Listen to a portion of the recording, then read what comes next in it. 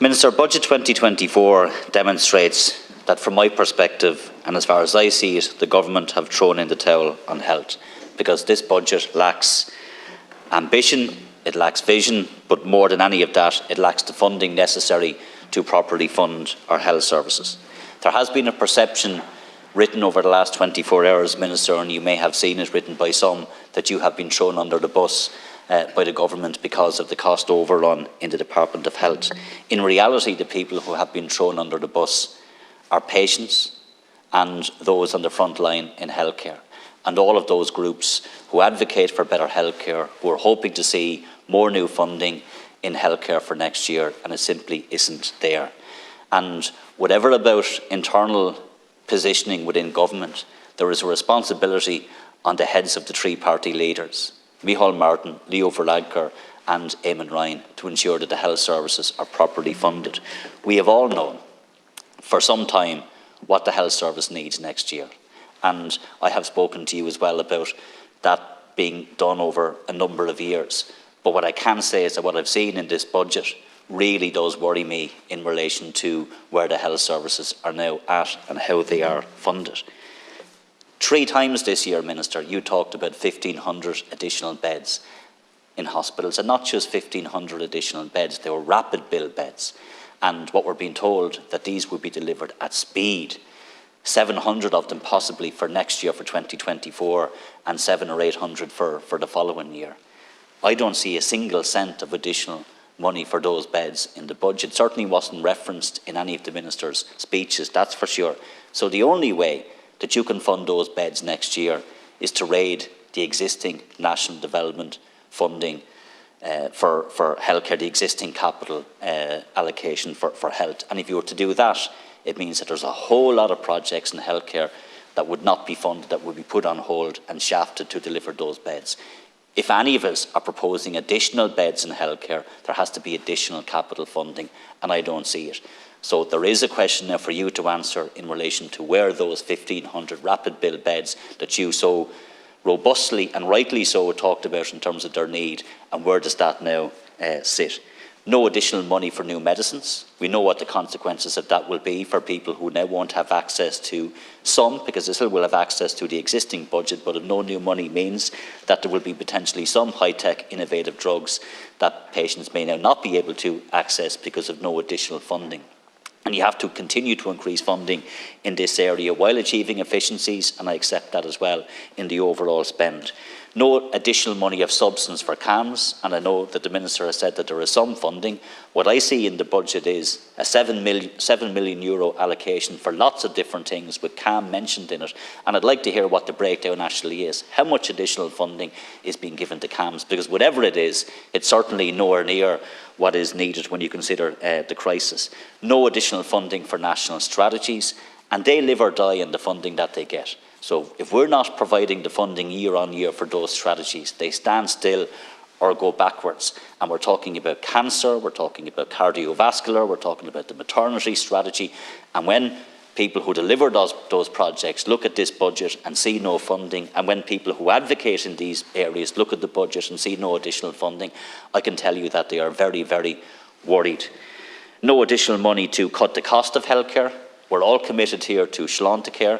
I have commended you in the past for some of the measures in relation to abolishing charges in hospitals, the additional GP cards, which we had also called for last year, which thankfully are now in place. But we have to continue with that every single year if we're serious about delivering a universal healthcare system. And that's why we proposed a package of measures, which I will talk about in a moment. But not 1 cent of additional funding to cut the cost of healthcare of substance is in this budget compared to previous years. And when we talk about incrementally moving towards delivering on that core commitment of Sláinte care to universal healthcare, we have now stopped, and that also concerns me.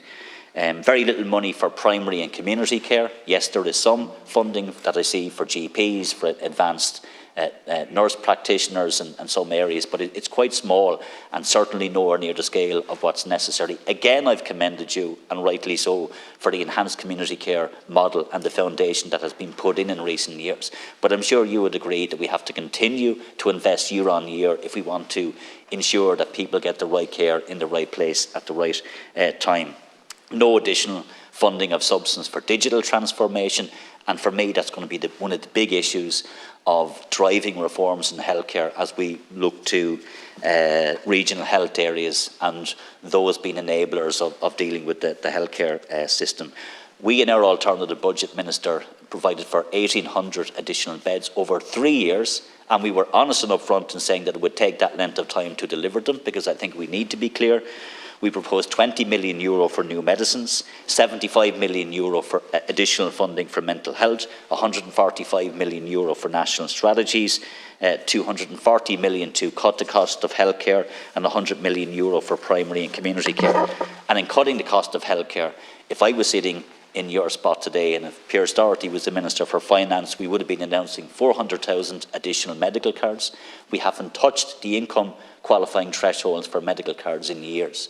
And while we're looking at increasing GP cards, and I accepted that this year was not the year to do that again, we have to give some breathing space. There was an opportunity to look at expanding the income thresholds that we would have increased by €10,000 a year, and that would have delivered 400,000 additional cards. We would have cut the cost of medicines by reducing the drug payment threshold from €80 to €50. We would have abolished prescription charges, phased out car parking charges over a number of years, reduced the minor injury unit charge from €70 to €50. And the reason why that I would not propose to abolish that is because we don't want unintended consequences where people don't go to a GP and go straight to a minor injuries unit, which is not what we would want. And then additional money to expand access to contraception and IVF. My concern now, Minister, given what's happened, is that we're going to, as I said, have delayed access to new drugs and therapies next year. We've had a number of reports into mental health from the Mental Health Commission, and they have set out reforms that they want to see. Some of that requires funding, some of it doesn't, but I think the Minister would accept that mental health needed more money than it got this year, and it simply didn't happen. We needed more money in our hospitals to deal with what's happening in the emergency departments in terms of capacity. And again, there are things that we can do anyway, and looking at best practice in other hospitals, and I've identified that before, but we all know that year on year we have to be putting capacity in, whether that's beds, surgical theatre capacity, diagnostic capacity, staff, and we're standing still now this year. It seems that not only are we standing still, I have to be frank, Minister, and say that this isn't even a standing still budget. I spoke with officials in your department a number of times in the lead up to the budget, and there is no breaking confidentiality because they echoed what they had said to me in private in an Oireachtas Health Committee meeting a number of weeks ago.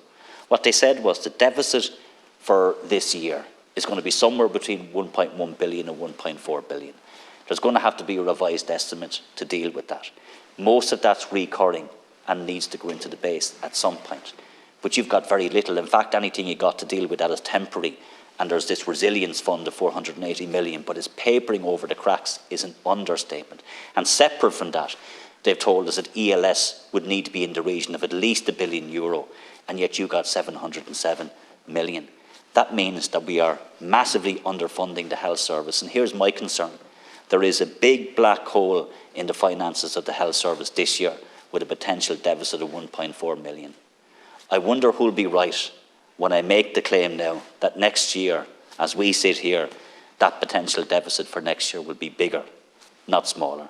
And that's my concern. And that's not a way to fund the health service. That's not a way to have a true and accurate reflection of what the health budget should be. But my biggest concern is for obviously patients and for those on the front line. I don't doubt your sincerity in wanting to deal with the waiting lists, what's happening in emergency departments, expanding services in primary and community care, wanting the health service to work better.